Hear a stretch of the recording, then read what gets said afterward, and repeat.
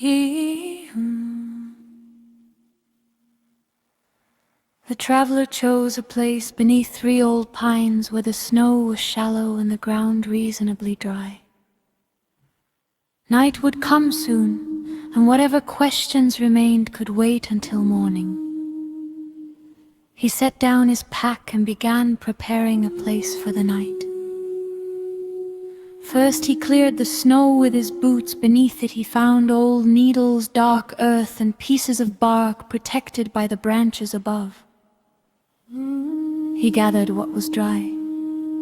Small pieces first, then twigs, followed by branches thick enough to last once the fire had taken hold. There was comfort in knowing what needed to be done. A fire required dry wood, a spark, and patience. The traveler removed his knife and shaved thin curls from a piece of pine. The scent of fresh wood reached him, clean and sharp and different from the strange smoke among the trees. He arranged the shavings beneath the smallest twigs and took out his flint. The first spark disappeared, the second caught briefly and died. He adjusted the tinder and tried again. A small flame appeared.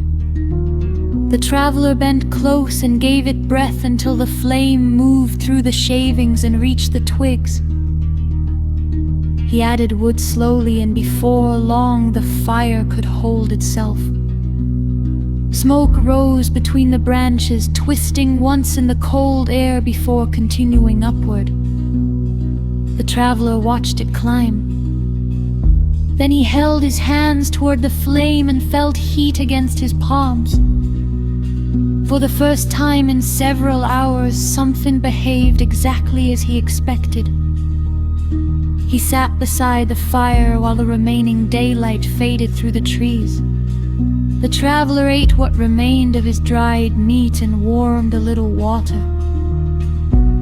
He knew the other smoke was still somewhere behind him, but he did not need to look at it. For a while he listened only to the fire. Wood settled in the flames, resin hissed, a branch cracked and scattered sparks into the air. The traveler added another piece of wood. Sometime later, the hammer sounded in the distance. He continued tending the fire. Another blow came after a while.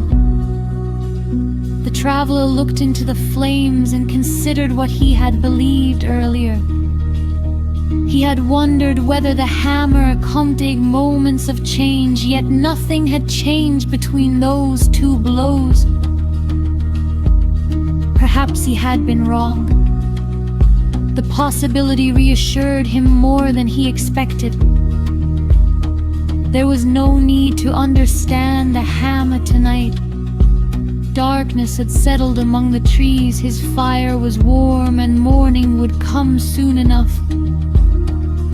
The traveler added another branch and watched the flame take hold. For tonight, he was staying where he was.